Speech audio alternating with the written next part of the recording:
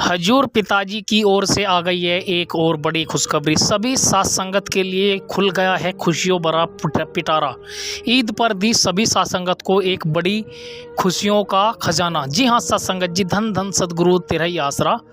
सदगुरु जी की प्यारी साथ संगत जी, जैसे कि आप सभी को पता है कि हमारे हजूर पिताजी सुनारिया धाम में इस वक्त मौजूद है और सभी साथ संगत इस खबर का बेसब्री से इंतज़ार कर रही है। जो मैंने आपको सभी साथ संगत को सबसे शुरू में बोली है कि भाई हजूर पिताजी ने सभी साथ संगत के लिए खुशियों का पिटारा खोल दिया है, खुशियों भरा खजाना ईद पर तोहफा दे दिया है। लेकिन ये बात अभी तक कुछ ही हद तक सही है, लेकिन बहुत ही जल्द हकीकत में सच में भी होने वाली है। जी हाँ साथ संगत जी, ऐसा कुछ सुनने में आ रहा है कि हजूर पिताजी सभी साथ संगत के बीच में, जैसे कि आप सभी जानते हैं कि हम हर हफ्ते नाम चर्चा सत्संग करते हैं। कल भी इतवार में सभी जगह पर हफ्ते की नाम चर्चा हुई होगी और हर साथ संगत 10 मिनट का सुमरन करने से पहले हजूर पिताजी से यही अरदास करते हैं कि हजूर पिताजी हमारे बीच में परमानेंट पधारो जी। जी हाँ साथ संगत जी, सभी साथ संगत हजूर पिताजी को लेकर ये सोच रही थी कि हजूर पिताजी को जैसे कि हर साल जो है पैरोल और फरलो दी जाती है, 40 दिन की पैरोल हजूर पिताजी ने जनवरी महीने में ले ली थी और इस बार हजूर पिताजी 50 दिन की पैरोल पर आने वाले थे। हालांकि 70 दिन की पैरोल और 21 दिन की फरलो मिलती है, तो हजूर पिताजी को लेकर सब ये सोच रहे थे कि हजूर पिताजी इस बार भी पैरोल पर आएंगे। लेकिन जी नहीं साथ संगत जी, उम्मीद है कि हजूर पिताजी के लिए जैसे हम परमानेंट के लिए अरदास करते हैं, तो इस बार हजूर पिताजी सभी साथ संगत के बीच में परमानेंट आने वाले हैं। क्योंकि हजूर पिताजी की जो लेट होने का कारण यही है कि भाई जो है हजूर पिताजी परमानेंट सभी साथ संगत के बीच में आने वाले हैं। जैसे कि आप सभी को पता है कि हजूर पिताजी के अच्छे आचरण और व्यवहार की वजह से हजूर पिताजी को 70 दिन की पैरोल और 21 दिन की फरलो मिलती थी और हर साल की तरह हजूर पिताजी जनवरी महीने में पैरोल ले लेते थे और जैसे ही वो पैरोल पूरी होती थी 15-20 दिन या 1 महीने के अंतर में दूसरी पैरोल मिल जाती थी। लेकिन इस बार हजूर पिताजी को इतना कम अंतर होने के बाद पैरोल नहीं मिली है। तो इसका एक रीज़न, यही बहुत बड़ा रीज़न है कि हजूर पिताजी अगर लेट भी आएंगे तो परमानेंट सभी के साथ में सभी साथ संगत के बीच में आने की संभावना है। लेकिन इससे पहले एक बहुत ही इंपॉर्टेंट खबर जो मैं आपको देने जा रहा हूँ, उसको आपको बड़े ही ध्यान से सुनना है और इस वीडियो को ज़्यादा से ज़्यादा साथ संगत को फैला देना है।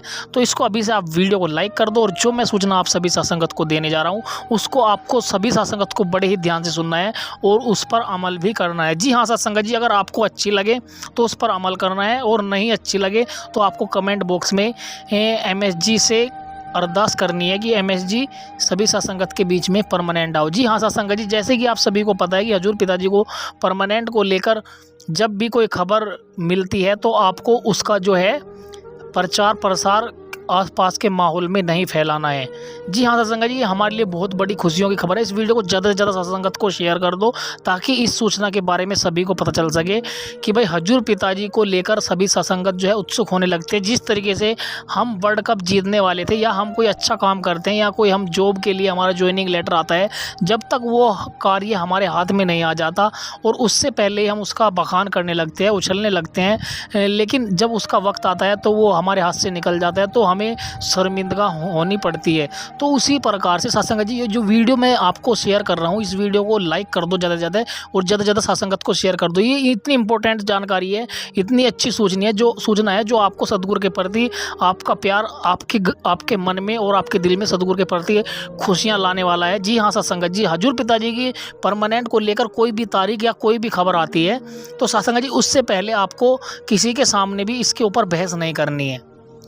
इस बहस ना करने का एक रीज़न ये भी है, भाई देखो मेरी बात सुनो, मान लिया हजूर पिताजी की आज तारीख है 31 मार्च तारीख है और मान लिया तारीख एक एग्जांपल के तौर पे कि भाई 15 अप्रैल को जो है क्लियर हो गई कि भाई मार्च अप्रैल 15 अप्रैल को हजूर पिताजी की एग्जांपल के तौर पे कि भाई परमानेंट आने वाले हैं और हम सब जगह प्रचार कर दें कि भाई हमारे गुरुजी देखो आ गए और कुछ कारण ऐसा फंस जाए कि हजूर पिताजी ना आए तो हमारी मजाक बन जाएगी एक तरीके से कि भाई इनको तो तुम इतना उछल लेते।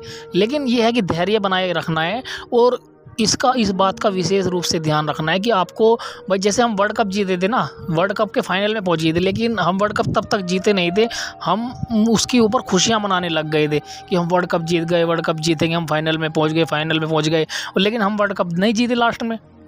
तो शर्मिंदगी उठानी पड़ी। उसी तरीके से हजूर पिताजी के ऊपर बात है, आपको तब तक इंतज़ार करना है जब तक हजूर पिताजी की फ़ाइनल बिल्कुल कोर्ट से फ़ाइनल नहीं हो जाता, और तब तक आपके वो इसके बारे में किसी से भी कोई बहस नहीं करनी है, और हजूर पिताजी से ऐसे ही अरदास करनी है, और परमानेंट के लिए हजूर पिताजी से दुआ करनी है। सिमरन भजन जितना ज़्यादा हो सके उतना ज़्यादा आपको सेवा सिमरन करना है। अगर ये बात मेरी आपको सही लगी हो जो मैंने अभी आपसे बोली थी कि, तो आपको सहमति प्रदान करनी है, वीडियो को लाइक कर देना है, और जो भी नए भाई बहन इस चैनल पर आए हैं तो इस चैनल को सब्सक्राइब भी कर लेना है, क्योंकि देखो ये चैनल जो है डेरा सच्चा सौदा की जो सही खबर पहुंचाने की सभी साथ-संगत को कोशिश करता है, और इस चैनल के माध्यम से यही उद्देश्य है कि आपका सद्गुरु के प्रति प्यार बना रहे, और सद्गुरु के प्रति आपका प्यार बना रहेगा तो देखो आप सही रास्तों पर चलोगे, और सद्गुरु हमेशा अच्छी सीख ही देता है, और उसकी अच्छी सीख पर आप चलते हैं तो आपके घर में जो है खुशियाँ ही खुशियाँ आती है। खुशियाँ आने का कारण ये है कि आप सद्गुरु की राह पर चलते हैं, सद्गुरु के द्वारा बताए गए कार्यों पर चलते हैं, तो आपका जो अंजाम भी होता है वो अच्छा ही होता है, क्योंकि अच्छा कर्म करोगे तो आपका अच्छा ही अंजाम होगा। तो आपको किसी से भी किसी भी प्रकार की बहस नहीं करनी है।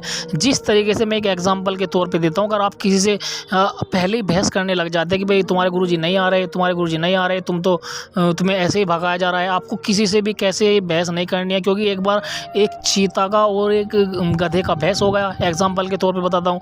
क्योंकि देखो किस तरीके से गलत आदमी से आपको बहस करने से आपके ऊपर गलत प्रभाव पड़ता है। मैं एक एग्जांपल के तौर पे बताता हूँ आपको कि एक चीते का और एक गधे का बहस हो गया आपस में कि घास को लेकर कि घास हरी है। चीता तो बोल रहा है कि घास हरी है, और गधा बोल रहा है घास नीली है। देखो एक तरीके से हम तो चीता ही है, सतगुरु मालिक ने हमें चीता बना दिया है, और जो हजूर पिताजी के विपक्ष में आकर कोई ऐसी बातें बोलता है कि नहीं वो नहीं आएंगे, परमानेंट नहीं आएंगे, वो एक तरीके से गधा है। तो हम चीते हैं, सामने वाला गधा है, तो आपको किस तरीके से उससे बहस नहीं करना है। किस तरीके से गधा चीता बन जाता है अगर हम उससे बहस करते हैं, और चीता गधा बन जाता है। मैं एग्जांपल के तौर पे बताता हूँ कि भाई एक बार एक चीते की और गधे की बहस हो गई घास को लेकर। चीता बोल रहा है कि घास हरी है, और गधा बोल रहा है कि घास नीली है। बस दोनों में बहस इतनी ज़्यादा बढ़ गई, गुस्सा हो गया, बहुत भयंकर तरीके से आपस में बहस होने लगी। अब चीता उस दिन आदिवासी का बरस रखा हुआ था, नहीं तो वो गधे को खा जाता, इतना ज़्यादा गुस्सा आ गया था। वो चल दिया जंगल के राजा के पास चीता गधे को लेकर। गधे के पास जाकर बोला कि महाराज ये गधा बोल रहा है कि घास नीली है। तो चीते को शेर ने कहा कि तो तुमने क्या कहा? मैं कह रहा हूँ कि घास हरी है, ये घास नीली बता रहा है, तभी तो गधा है। तो भाई साहब शेर सारी कहानी समझ गया। इतनी बात सुनते ही शेर ने कहा कि इस चीते को जो है जेल के अंदर डाल दो। समझ में आई बात आपके? शेर ने चीते को जेल के अंदर डलवा दिया।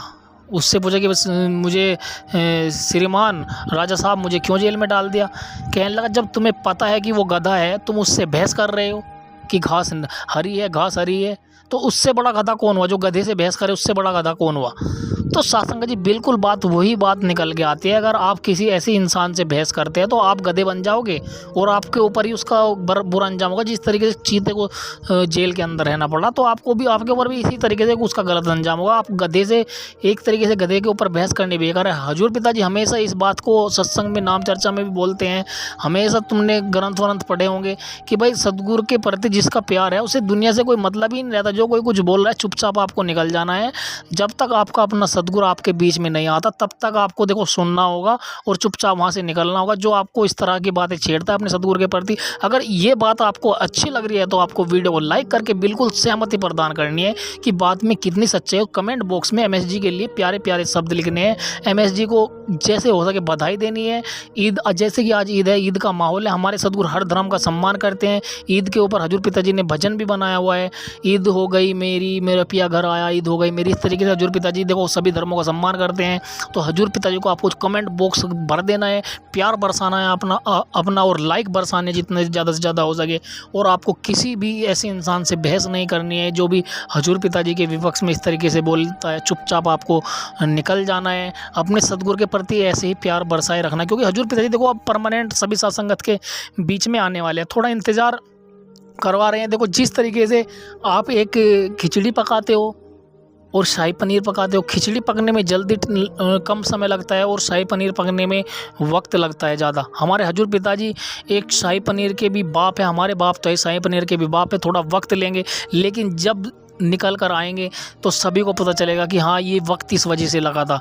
जिस तरीके से आप सूरज को देखते हैं, जब सूरज को काली घनघोर घटा कुछ समय के लिए छुपा तो सकती है लेकिन परमानेंट के लिए नहीं छुपा सकती, बल्कि सूरज जब निकलता है तो और भी चमक धमक के निकलता है। जी हाँ साथ संगत जी, हमारे सदगुरु बब्बर शेर है, बब्बर शेर है, बब्बर शेर। वो तुमने डायलॉग सुना होगा MSG द मैसेंजर मूवी में, संत डॉक्टर गुरमीत राम रहीम सिंह जी इंसा, बब्बर शेर है, बब्बर शेर। एक बार दहाड़ मार दी ना तो तुम सबके सब, इस तरीके से आपने डायलॉग सुना होगा। तो हमारे सदगुरु बब्बर शेर है। जिस वक्त दोबारा से आएंगे सभी सासंगत के बीच में तब पता लगेगा कि बब्बर शेर कौन है। तो सासंगत जी, आपको किसी से भी कैसी भी आपको बहस नहीं करनी है। एक सूरज एक तरीके से समुंदर के तौर पे देखे, सूरज कितना भी चमक ले लेकिन समुंदर को सुखा नहीं सकता। वही बात अब जो हजूर पिताजी के ऊपर आ रही है, कोई कितना भी जोर लगा ले लेकिन हमारे हजूर पिताजी समुंदर की तरह है। कभी डेरा सच्चा सौदा ना कभी किसी गलत काम के लिए झुका है ना कभी झुकेगा। डेरा सच्चा सौदा की संस्था ऐसे ही दाता था, दाता है और दाता ही रहेगा। हजूर पिताजी के ये वचन भी है। तो सासंगत जी ठीक है, अब जिसका जोर चल रहा है चलने दो, काल का जोर है तो चलने दो, लेकिन उसमें भी मालिक क्या क्या खेल खेल रहा है। मालिक पल भर में चाहे तो पल भर में क्या नहीं कर सकता। श्री रामचंद्र जी के पास समुंदर सुखाने की शक्ति थी, लेकिन उन्होंने समुंदर को क्यों नहीं सुखाया। भाई जब सीता माता को लेने के लिए जा रहे थे भगवान श्री राम, एक तीर में समुंदर को सुखा सकते थे, लेकिन उन्होंने प्रार्थना की, तपस्या की, समुंदर का मंथन किया, उसके बाद उन्होंने उसका उपाय निकाला, उसके बाद बाण चलाने की कोशिश की, उसके बाद अपने शक्तियों को प्रयोग करने की कोशिश की। उसी प्रकार से क्या मालूम हजूर पिताजी क्या खेल खेल रहे हैं। हजूर पिताजी सोच रहे हैं कि ऐसे ही समझ में आ जाए, ऐसे ही समझ में आ जाए। हजूर पिताजी भी एक तरीके से तपस्या कर रहे हैं, जैसे भगवान श्री राम ने 3 दिन की तपस्या की थी समुंदर से रास्ता मांगने के लिए, सीता माता को लेने के लिए जब श्रीलंका में जा रहे थे। उसी तरीके से हजूर पिताजी क्या मालूम कितने पाप कर्म जो सासंगत के अपने ऊपर लिए हुए हैं। हजूर पिताजी उनके लिए भगवान से प्रार्थना कर रहे हो, उनके लिए तपस्या कर रहे हो। क्योंकि देखो डेरा सच्चा सौदा आज की संस्था तो है नहीं, कई साल हो गए, 40-50 साल हो गए डेरा सच्चा सौदा को चलते हुए। तो कहने का मतलब यह है कि हजूर पिताजी ने सासंगत के कर्म अपने ऊपर लिए हुए हैं। हो सकता है हजूर कोई भी राज हो सकता है सासंगत जी, तो आपको सतगुरु की रज़ा में राजी रहना है, और जो सतगुरु की रज़ा में राजी रहता है वो ही खुश रहता है। हजूर पिताजी को देखो कोई एक आम इंसान नहीं है, जो इस बात को समझ गया वो बहुत अच्छे तरीके से समझता है कि हजूर पिताजी क्या चीज़ है। हजूर पिताजी सभी सासंगत के बीच में कोई ना कोई रास्ता निकालेंगे और परमानेंट के लिए आएंगे भी। हजूर पिताजी ने जो ये अरदास बनाई हुई है कि आपको डेली सिमरन करना है और भगवान से ये अरदास करनी है कि हमारे सेंट MSG जी को परमानेंट हमारे बीच में लाओ जी। हजूर पिताजी खुद तो भजन कर ही रहे हैं, वो एक तरीके से शिक्षा देते हैं। हमारे हजूर पिताजी को भजन करने की ज़रूरत भी नहीं है, लेकिन वो एक तरीके से इंसानी रूप में धरती पर आए हैं, तो एक तरीके से कि इंसान को किस तरीके से कैसे भजन करना चाहिए वो खुद कर अभ्यास कर सभी को शिक्षा देते हैं। उनका उद्देश्य भी यही रहता है कि समाज में जो है एक अच्छा संदेश पहुंचाना, किस तरीके से जीव का उद्धार हो सकता है।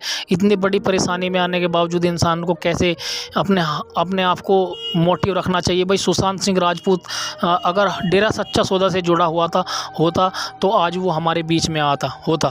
क्योंकि देखो हजूर पिताजी चाहे तो क्या नहीं कर सकते, लेकिन हजूर पिताजी से तो छोटा ही संकट होगा सुशांत सिंह राजपूत के ऊपर।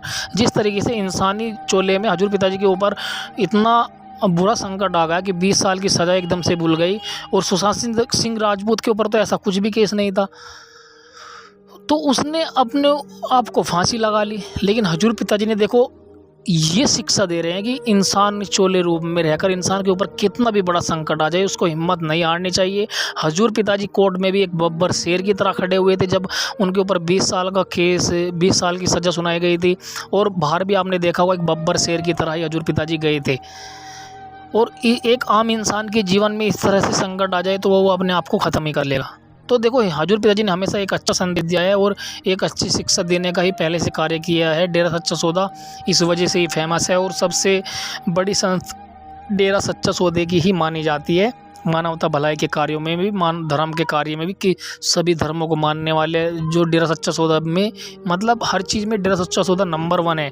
आप देख सकते हो किस तरीके से गोल्ड मेडल डेरा सच्चा सौदा से में जो स्कूल है वहाँ के बच्चे किस तरीके से गोल्ड मेडल जीतते हैं, कुश्ती जीतते हैं। हर फील्ड में डेरा सच्चा सौदा सबसे आगे रहता है। कहीं पे बाढ़ भूकंप आ जाती है, वहाँ सबसे पहले डेरा सच्चा सौदा के जो है सेवादार ही पहुँचते हैं। और कहीं से भूकंप आ जाए, बाढ़ आ जाए, कोई भूचाल आ जाए, किसी भी तरीके से आर्मी के लिए खून डेरा सच्चा सौदा से जाता है। इतने ज़्यादा मानवता भलाई के कार्य चल रहे हैं, कोई और संस्था में इतने अच्छे तरीके से कार्य नहीं चल रहे जितना अच्छे तरीके से डेरा सच्चा सौदा में जो है मानवता भलाई के कार्य चल रहे हैं। कैंसर हॉस्पिटल डेरा सच्चा सौदा से फ्री में इलाज होता है, और आँखों का इलाज भी डेरा सच्चा सौदा के द्वारा ही किया जाता है। मैं बस वही बात है ना कि साईं समुंदर पेड़ कलम भी थकते, सतगुरु का बयान करते करते अगर मैं शाम 10 दिन भी लगा दूँ ना तो 10 दिन भी थोड़े पड़ जाएंगे। इतने हजूर पिताजी के द्वारा कार्य किए गए हैं, सतगुरु के इतने उपकार हमारे ऊपर हैं। और अब हजूर पिताजी देखो, जब सत्संग में नाम दान देते हैं तब ये बात भी बोल देते हैं कि हम सारे का पाप कर्म अपने ऊपर ले लेते हैं। तो हजूर पिताजी देखो सभी साथ संगत के जो पाप कर्म अपने ऊपर ले लेते हैं, उनका हजूर पिताजी भजन कर कर भगवान से अरदास करते हैं कि इनके पाप कर्म को कम कर दो। तो भाई इतने उपकार है सतगुरु के, आप गिनोगे तो आप गिन ही नहीं पाओगे। समुंदर भी कम पड़ जाएगा। अगर समुंदर के पानी से भी स्याही बनाई जाए तो समुंदर का पानी भी स्याही ख़त्म हो जाएगा, लेकिन उसके उपकार हमारे ऊपर इतने हैं आप लिख नहीं पाओगे, उसका बयान ही नहीं हो सकता। तो साथ संगत जी, कहने का मतलब ये है आपको थोड़ा सा इंतज़ार और करना है और वीडियो को लाइक कर देना है, ज़्यादा से ज़्यादा साथ संगत को शेयर कर दे, ताकि जो भी साथ संगत इस तरीके से किसी से बहस करती है और कैसे भी हजूर पिताजी को लेकर बहस करने लगती है, तो आप उसी तरह एक चीते और घास की तरह, चीते और गधे की तरह आप गधे कहलाओगे।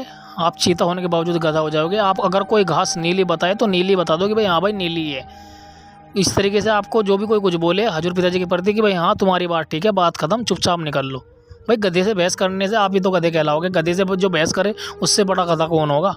और हमारे हजूर पिताजी हमेशा हमें शेर बना कर रखते हैं, हमें चीता बना कर रखते हैं। इसी वजह से सत्संग करते हैं कि हमारे बच्चे शेर बने रहे। हजूर पिताजी हमेशा यही बात बोलते हैं जब पैरोल पर आते हैं और वापस जाते हैं, और कुछ सत्संगत के द्वारा ये बात बोली जाती है कि हजूर पिताजी जब आप वापस सुनारिया में जाते हो तो हम अनाथ से हो जाते हैं। तो हजूर पिताजी ने ये वचन किए हैं कि ये तो बात आपकी बहुत गलत है, आप इस बात से बोल रहे कि आप अनाथ हो जाते हो, हम तो हमेशा आपके साथ हैं। हजूर पिताजी हमेशा इतने अच्छे वचन करते हैं, गाइड करने का, मोटिवेट करने का काम करते हैं। तो आप सभी साथ संगत से हाथ जोड़कर विनती है, बस पिताजी से मन ही मन आपको अरदास करनी है, क्योंकि सद्गुरु जो है वो मन की बात जान लेता है।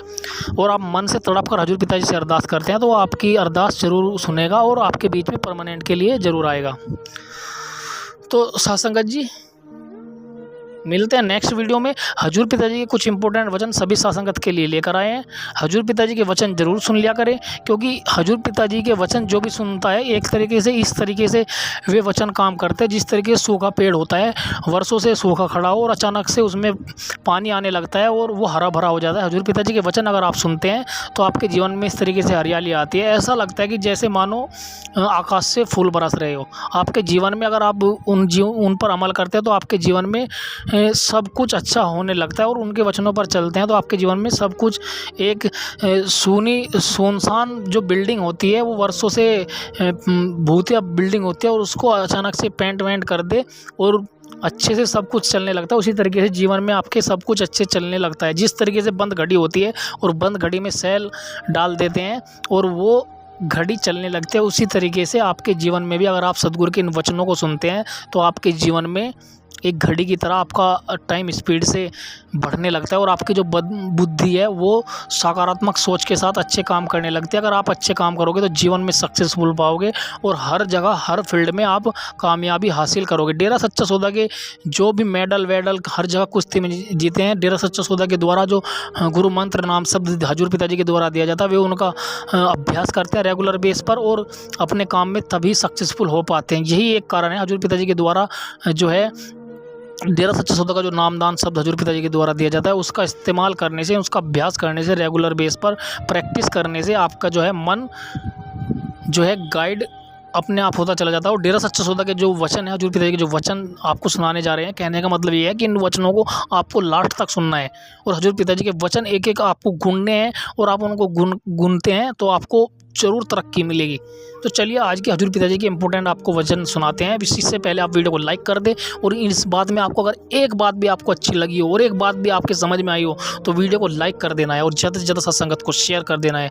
इस चैनल पर नया है तो इस चैनल को सब्सक्राइब भी कर लेना है, क्योंकि सब्सक्राइब करने से हमें मोटिवेशन मिलता है, और आपके एक लाइक करने से ऐसा लगता है कि हाँ, आप सद्गुरु की प्रति आपका कितना प्यार है, आप कितना सद्गुरु को चाहते हैं, और सद्गुरु को बुलाने के लिए आप कितने उत्सुक हैं और कितना अभ्यास कर रहे हैं। वीडियो को लाइक करने से इस बात का आपको सहमति प्रदान करनी है। कितने साथ को ये वीडियो अच्छी लगी, वीडियो को लाइक करके बता दे, और ज़्यादा से ज़्यादा साथ को शेयर कर दे। चलिए स्टार्ट करते हैं आज के हजूर पिताजी के इम्पोर्टेंट वचन। ऐसी जगह होती है, यहां आने से इंसान को कर्मों का पता चलता है, कौन से अच्छे कर्म हैं, कौन से बुरे कर्म हैं। यहां आने से पता चलता है आप अपनी बुरी आदतों को कैसे बदल सकते हो। हर इंसान के अंदर आदतें जरूर रहती हैं, किसी के अंदर अच्छी ज्यादा हैं, पर वो कोई कोई है बुरी आदतों वाले ज्यादा हैं। और आदत को बदलना कोई मामूली बात नहीं। बारे शाह ने हीर लिखी है, लेकिन कई बातें मजाजी इश्क वालों को भी सच्ची होती हैं। बारे शाह ना आदतां जांदियां जी, भावें कट्टिए पोरियां पोरियां जी। कि अगर बंद बंद भी अलग कर दें, जितने जोड़ हैं, जिसको जो आदत पड़ी है वो उसे छोड़ता नहीं। आपने देखा होगा घर में गाय भैंस, अच्छा हरा चारा डालो, दाना डालो, लेकिन कईयों की आदत होती है रस्सा ही चबाती है। तो उसी तरह इंसान की आदतें हैं। इंसान को भगवान के बराबर का दर्जा, यानी नर और नारायण में कोई फर्क नहीं रहता। अगर नर सुमरन कर ले, भक्ति कर ले, तो वो भगवान का रूप बन सकता है। पशु पक्षी ऐसा नहीं कर सकते। पर पशुओं की आदत बदलने के लिए उनके मुंह पे कुछ ना कुछ चढ़ा दिया जाता है। हमने देखा गांव में, पंजाबी जो छिकड़ा कहते हैं, चिकली कहते हैं, वो चढ़ा दिया जाता है। और वो रस्सा खाएगा कैसे? पर आदमी के कौन चढ़ाए? ये तो मर्जी का मालिक है, इसे कौन रोक सकता है? कोई भी नहीं। हां, जब मार पड़ती है, जब ठोकर लगती है, तब इंसान संभलना शुरू करता है। कितना अच्छा हो कि ठोकर लगने से पहले ही संभल जाओ। कबीर जी ने लिखा है, मना रे तेरी आदत ने, कोई बदलेगा हरि जन सूर। चोर जुआरी क्या बदलेंगे तो माया के मजदूर। मना रे तेरी आदत ने, कोई बदलेगा हरि जन सूर। चोर जुआरी एक तो वो होते हैं जो रात को चोरी करते हैं, और एक वो होते हैं जो दिन दिहाड़े लूटते हैं। 10 रुपए का सामान आपको 100 रुपए का देते हैं। आप अगर यार दोस्तों कहते चले यार तेरे को छोड़ देता हूं, 20 रुपए छोड़ देता हूं, आप बड़े खुश होते हो, यार मैं 20 रुपए छुड़वा के लाया हूं, ये नहीं पता 70 में फिर भी ठोक दिया। क्योंकि वो चोर नजर नहीं आते, सफेद पोश, दुकान ये वो काम करने वाले आप दुनियादारी में आम देखते होंगे, लेकिन सिर्फ रात वाले चोर से आप पहरा रखते हैं। तो जो माया के मजदूर, आज दुनिया को हमने देखा है, हाथ भी उसी से मिलाते हैं। कोई बड़ा आदमी, ऊंचा कोई रुतबा हो, कोई नौकरी पेशा हो, या राज पहुंच हो, गांव का पंच सरपंच हो, क्यों हाथ मिलाते हैं? क्योंकि इससे यारी डालेंगे तो कुछ मिलेगा। आज के इंसान में इतनी ज्यादा खुदगर्जी आ गई, स्वार्थीपन आ गया कि ये स्वार्थ के बिना दूसरी कोई बात करना ही नहीं चाहता। बस स्वार्थ, निजी स्वार्थ, भाई भाई का दुश्मन बना बैठा है। सोच के देखो, एक ही मां के गर्भ से पैदा हुए, दोनों के अंदर एक ही मां बाप का खून, ऐसी क्या चीज आ जाती है कि जिसकी वजह से दोनों एक दूसरे को मारने पे तुल जाते हैं? काम, वासना, क्रोध, लोभ, मोह, अहंकार, मन माया। या तो पैसे का चक्कर होगा, या औरत या जमीन जायदाद का चक्कर होगा, या फिर क्रोधवश ऐसा कर बैठते हैं। आम ही सुना होगा अपने भाई ने भाई को मार दिया। अजी छोड़िए, बेटा बाप को मार देता है ना हैरानी की बात। जब जिनके बच्चे हैं वो दिल पे हाथ रख के देखो, छोटे से को पालते हैं, बड़ा करते हैं, पहले पढ़ाओ जी, बच्चे जाते नहीं पढ़ने, डांटते हैं, प्यार देते हैं, बड़ा करते हैं, और बड़ा होके वो अपने बाप को ही मारता है। ऐसी क्या चीज आ गई? ज्यादातर केसेस में दौलत और रुपया, पैसा। लानत ऐसी औलाद पे और लानत ऐसे खून पे। पर यह कलयुग है, यहां स्वार्थ के बिना इंसान को कुछ भी अच्छा नहीं लगता। खुद की मांग पूरी होती है तो ठीक है, बल्कि कई बच्चे तो ये कह देते हैं अपने मां बाप को, ना पैदा करते, मैंने कौन सा कहा था कि मुझे पैदा करो। वाह, कईयों को लगता है हम ऐसी बात कह के बहुत बड़ा तीर मार लेते हैं, आगे मां बाप बोल नहीं पाते। अरे हकीकत ये है, कोई किसी को नहीं कहता कि मुझे पैदा करो। वो भगवान जब चाहता है तो वो पत्थरों में भी जिंदगी दे देता है। आप तो इंसान की कोख से पैदा हुए हो, एक मां की कोख से पैदा हुए हो। मां बाप की क्या ताकत। बहुत लोग हैं जो बेऔलाद घूमते हैं, तड़फते हैं हमारे बच्चा हो जाए, वो भी स्त्री और पुरुष होते हैं, पर ईश्वर की मर्जी नहीं तो नहीं होता बच्चा, चाहे यहां मर्जी घूमते फिरें। और आप झट से कह देते हो मुझे पैदा क्यों किया। लानत ऐसे नौजवानों पे। उन्होंने तो कभी अपने बाप से नहीं पूछा कि हमें पैदा क्यों किया। हैरानी है ऐसी बात कहने पे। अपने मां बाप की इज्जत नहीं करते, आप किसकी करोगे। अरे वो मां, सर्दी का मौसम जरा याद कीजिए, आप पेशाब कर देते थे बिस्तर में और वो बेचारी उठती थी, आपको अपनी सूखी जगह पे लिटाती थी और खुद गिल्ली जगह लेट जाती थी, और आप उसे मारते हो। लानत ऐसे नौजवानों पे। मां का ऋण तो उतारा ही नहीं जा सकता, कैसे उतारोगे कर्जा। कभी किसी को मौका मिलता है, मां बाप बुजुर्ग हो जाते हैं, बेचारे उठ नहीं पाते, यहां तक कि टट्टी पेशाब भी नहीं जा पाते, और आप उनके बेटे बेटियां नाकबों से कोड़ते हो, आपको बदबू आती है।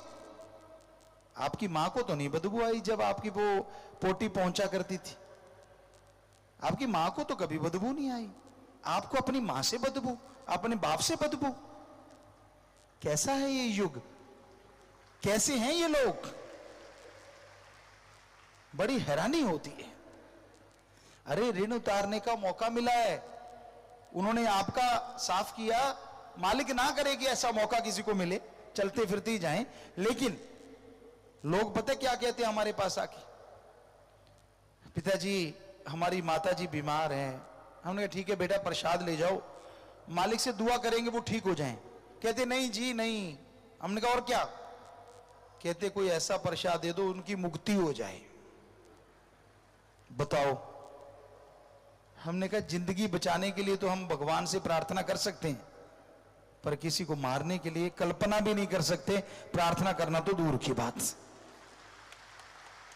कैसे है ना आज के टाइम, मुक्ति मां बाप की नहीं खुद की मुक्ति चाहते हैं, क्योंकि संभालना पड़ रहा है। कई किसी जगह पे हमने गांव में देखा, बुजुर्गों को हरा चारा जहां पशुओं का होता है ना, वहां चारपाई डाल देते हैं, बेचारा वहीं बोलता रहता है, अकेला रह जाता है। क्यों। कहते हमारे बीच में बड़बड़ करता है। अरे फिर क्या हो गया यार, जन्मदाता है आपका, आपको जन्म दिया है, अपने खून से सिंचा है आपको,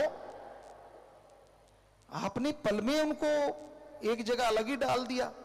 कभी अकेले खुद रह के देखो, ऐसे रूम में अकेले जिंदगी बिता के देखो, आपको पता चलेगा आप कितना जुल्म कर रहे हो अपने मां बाप पे। बहुत पहले की एक बात, एक उदाहरण आपको देना चाहते हैं। एक बुजुर्ग बेचारी ऐसी हो गई, चारपाई पे ही टट्टी पेशाब करने लगी, तो बहू कहने लगी कि भी इसको दफा करो। बेटा कहता नहीं, मेरी मां है। समय गुजरा, आखिर बेचारी बहुत लाचार हो गई मां उनकी। तो बहू कहने लगी भी या तो मैं नहीं रहूंगी या इसको कुछ करो। कहता क्या करूं? छोटा सा बेटा उनका 5-1 साल का, उन्होंने सोचा ये तो छोटा सा है, उसी के सामने बोलने लगी ऐसे करो, कब्रिस्तान जाओ, गड्ढा खोद दो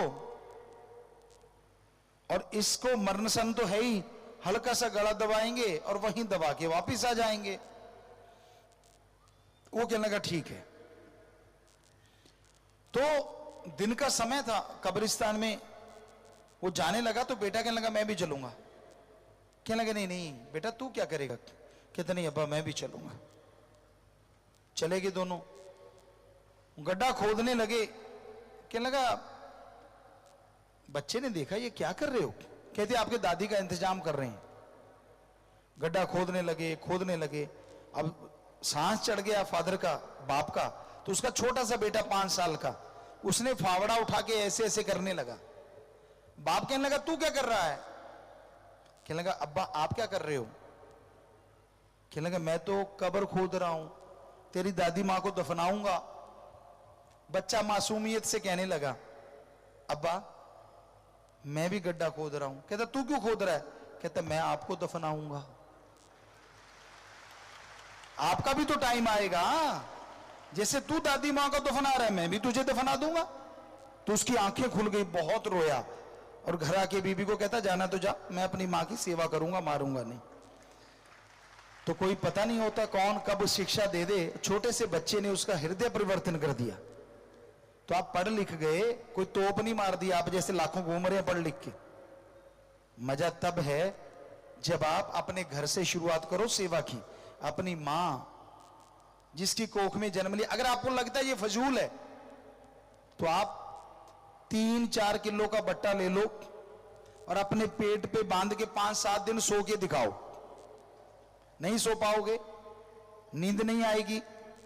अरे आपकी मां ने आपको 9 महीने पेट में रखा है, सोती भी रही, जागती भी रही, काम भी करती रही, और आप उसको तगमा देते हो मुझे क्यों जन्म दिया?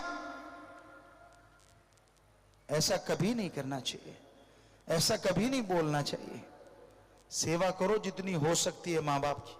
अगर आपके मां बाप गलत रास्ते पे जाते हैं, समझाने की कोशिश करो, फिर भी नहीं समझते, लड़ो ना, तकरार ना करो। एक कहावत है, राड़ से बाड़च, अलग हो जाइए, पर फिर भी मां बाप की निंदा ना करो, क्योंकि मां बाप की निंदा करते हो तो उनका खून आप में है। अगर वो गंदे हैं तो आप अच्छे कैसे हो सकते हो?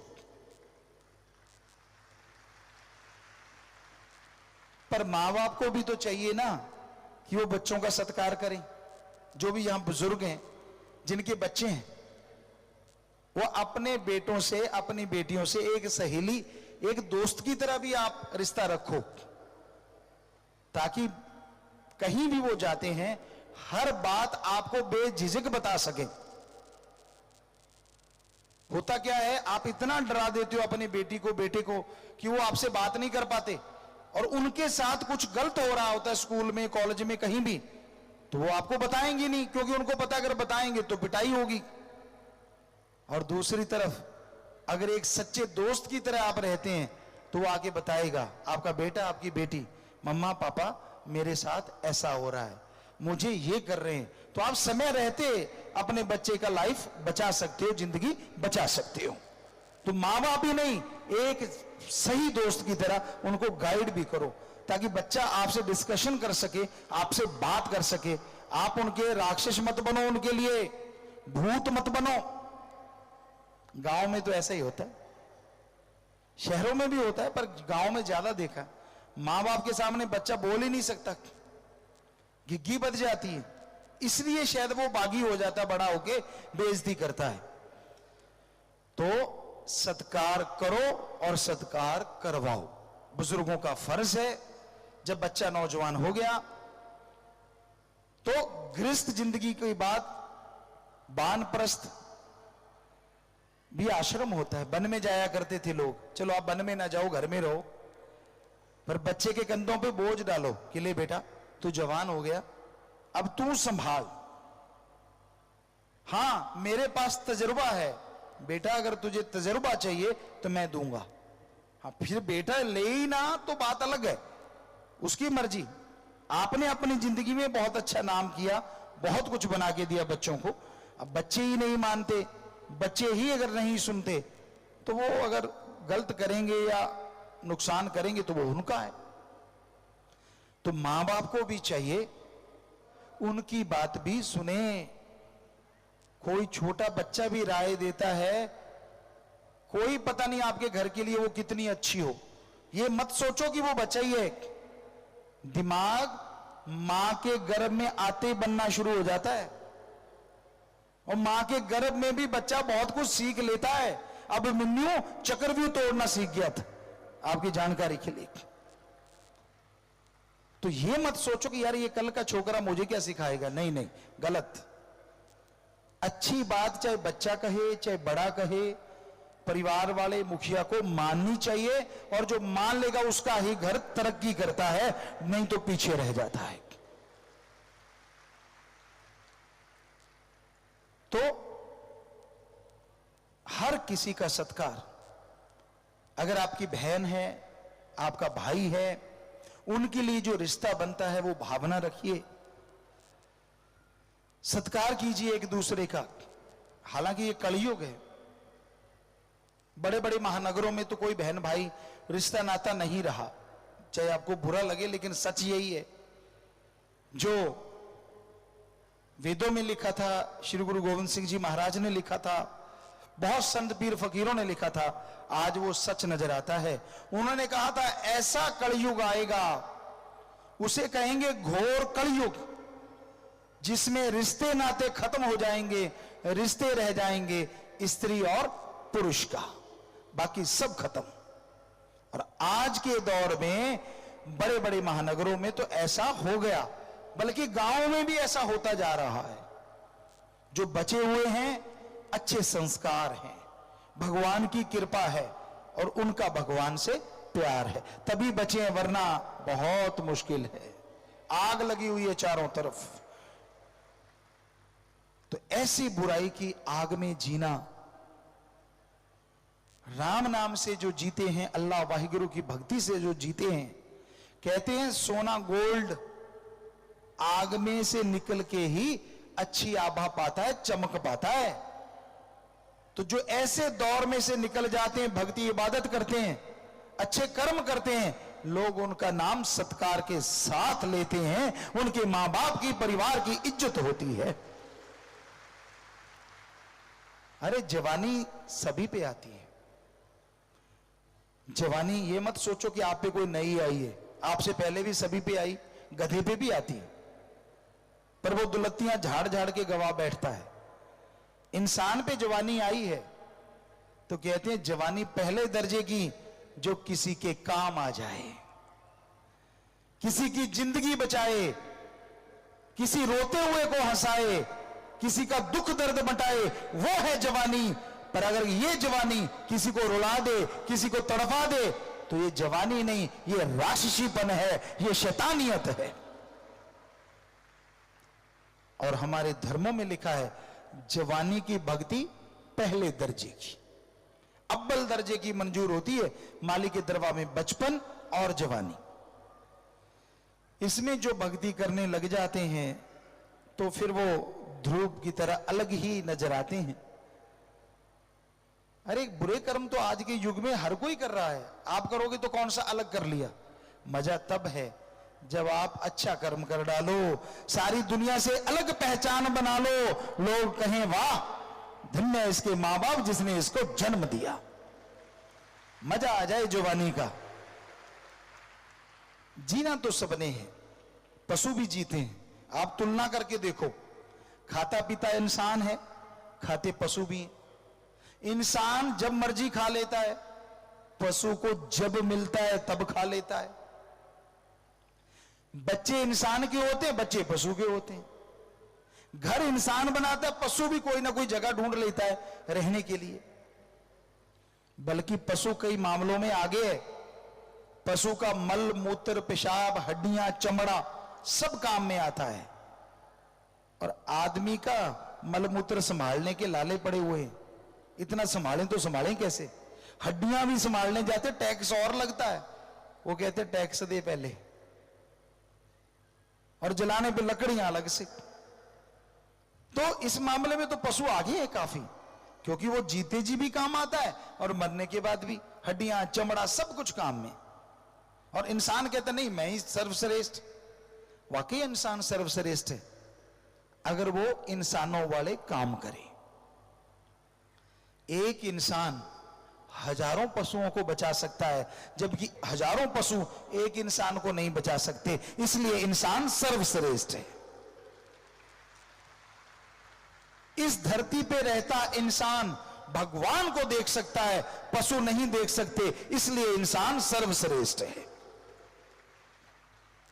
इंसान इंसान वाले कार्य करके इस जहानी दोनों जहान में अपना मां बाप का कुलों का नाम रोशन कर सकता है, पशु नहीं कर सकते, इसलिए इंसान सर्वश्रेष्ठ है। पर आज उल्टा हुआ पड़ा है। एक उदाहरण आपको देते हैं। राजस्थान में हिरण बहुत होते, मिर्ग मारते नहीं उधर लोग,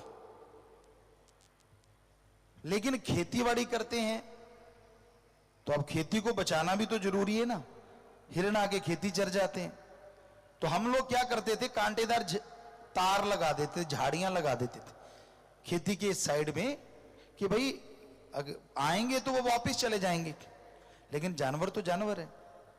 यहां से नाला काट के खाड़ा काट के पानी लगाते हैं, पंजाबी च नक्का कहते, उसमें से झुक के वो अंदर घुस जाते हैं और फसल खा जाते हैं। तो एक बार क्या हुआ, हम लोगों ने देखा कुछ हिरण मेरे घूम रहे हैं, तो जैसे हम लोग आए वो भागे डर के, तार के ऊपर से छलांग लगा गए, लेकिन एक के चोट लग गई। चोट लगी तो खून बहने लगा। बड़े बड़े टीले थे राजस्थान में, तो हमने देखा क्या होगा। वो भाग गए। टीले के अंदर झोंक होती है, नीचे जगह खाली नीची जगह होती है, तो ढलान होती है वहां नीची जगह। हम टीले के पीछे छुपते छुपते छुपते छुपते जाके देखने लगे।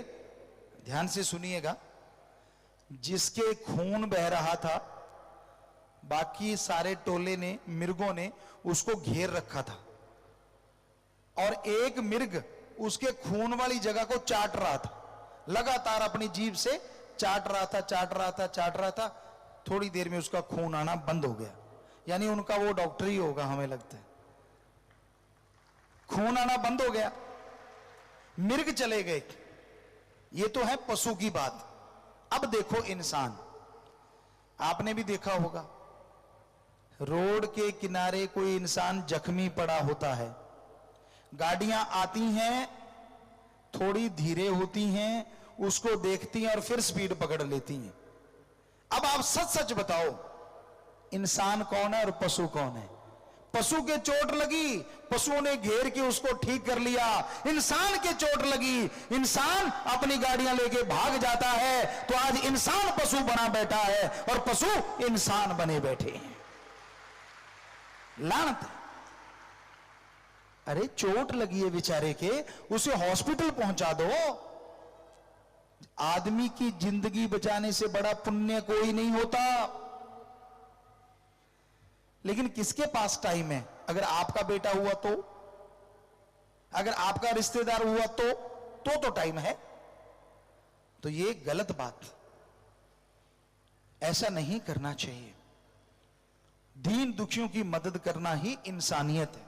मानवता है। किसी को तड़फाना, किसी को सताना, ये ही राक्षस होते हैं। और राक्षसों के सींग नहीं होते। इंसान बनो। अरे जवानी है, अच्छे गेम खेलो, देश का, मां बाप का नाम रोशन करो, अच्छे पढ़ लिख जाओ, मां बाप का, देश का नाम रोशन करो। अगर ऐसा भी नहीं तो अनपढ़ भी हो तो भी कोई बात नहीं, अच्छे कर्म करो तो भी मां बाप और देश का नाम रोशन कर सकते हो। अकबर कोई ज्यादा पढ़ा लिखा नहीं था, अनपढ़ ही था, और आप जानते कितना बड़ा राजा बना था वो। सो इस चक्कर में मत रहो कि आप तो पढ़ ही नहीं पाए, टाइम बीत गया। वैसे सीखने का कोई टाइम नहीं होता। कोई भी कलाकार, कोई भी प्लेयर, कोई भी गुणवान इंसान ये नहीं कह सकता कि मैं 100% परिपूर्ण हूं। लास्ट तक सीखते जाओ, बहुत कुछ सीखने को मिलेगा। कोई भी नहीं कहता, हमने तो कभी सुना नहीं। तुलसी जी इतने बड़े विद्वान, जो कोई कहे संत को चीना, तुलसी हाथ कान को दीना। वो भी कह रहे हैं कि संत जो उस मालिक से मिलाता है, जो मालिक का नाम गाता है, कि किसी ने कह दिया कि मैंने तो उसको पहचान लिया, तुलसी जी कहते भाई मैं तो तौबा करता हूं।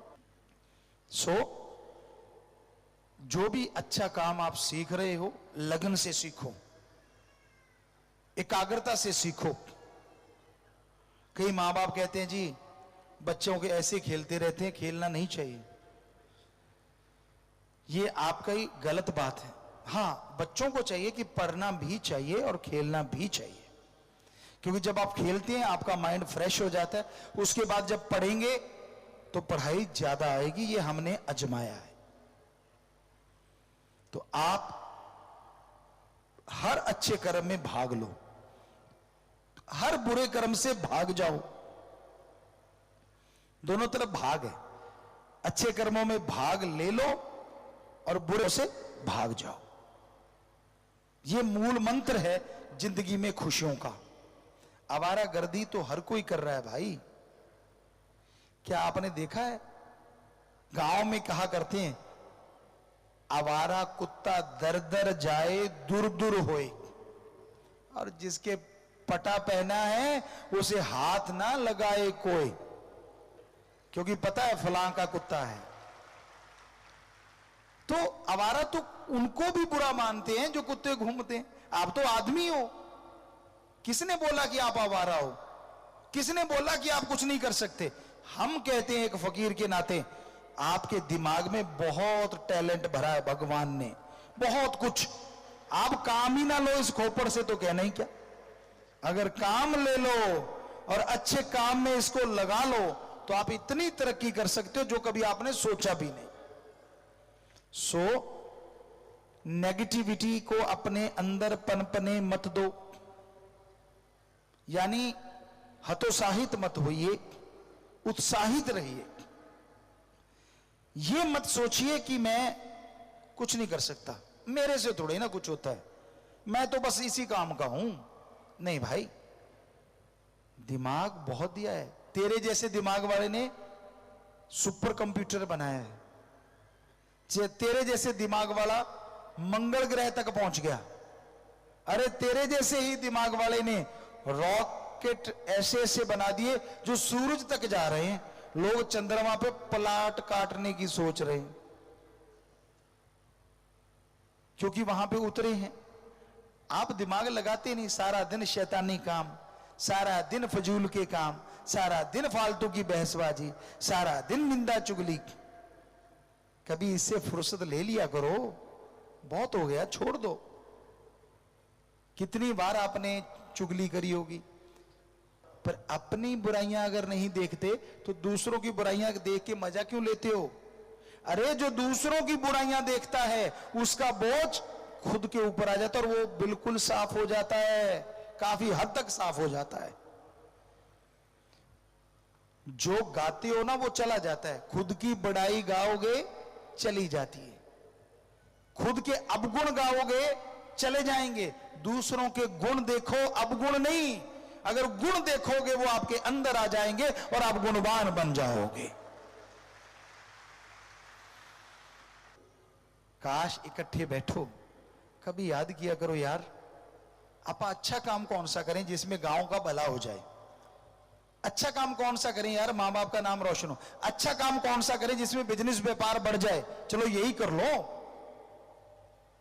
लेकिन आप तो कहते हो कौन सा काम करें साथ वाली दुकान पे आग लग जाए, कौन सा काम करें इनके ग्राहक आने बंद हो जाए, कोई तबीज डालेंगे चौरस्ते पे। आपने देखा होगा, आज के बच्चों ने भी देखा होगा, वो एक होता नारियल और एक काफी पैसे से डाल के उसमें, हम लोग तो उसको तोड़ के खा जाते थे, पैसे कोई सामान ले लेते थे, कुछ नहीं होता, बकवास। आप मत खाना, हमारी बात कुछ और थी, कहीं खाने लग जाओ, क्योंकि उसमें जहर भी डाल सकते हैं लोग, कुछ पता नहीं किसी का। तो किसी से कोई चीज खानी नहीं चाहिए, क्योंकि आजकल ऐसे केमिकल आ गए हैं, अगर आप वो चीज खा लेते तो आपका दिमाग उसका गुलाम हो सकता है। ऐसे ऐसे केमिकल आ गए, इसलिए किसी से कोई चीज लेके खानी ही नहीं चाहिए। तो बड़े अजीबोगरीब वो रखते क्यों है चौरस्ते में, ताकि पड़ोसी का बेड़ा गर्क हो जाए, मेरा बढ़िया रहे, बाकी सारे बर्बाद हो जाएं। तो ऐसा नहीं करना चाहिए, क्योंकि अगर आप किसी का बुरा सोचते हो, एक पंजाबी च कहावत है, कामां दे आखे टग्गे नहीं मरते। पुराने टाइम में बैल जोता करते थे लोग, और काग आके काव काव काव करते कि भी मांस मिल जाए, तो किसी ने कहावत बना दी कि कामां दे आखे टग्गे, यानी बैल नहीं मरते। सो ईर्ष्या नफरत वाले के कहने से किसी का काम खराब नहीं होता, बल्कि उसका काम देखते देखते खुद का काम खराब कर लेते हो।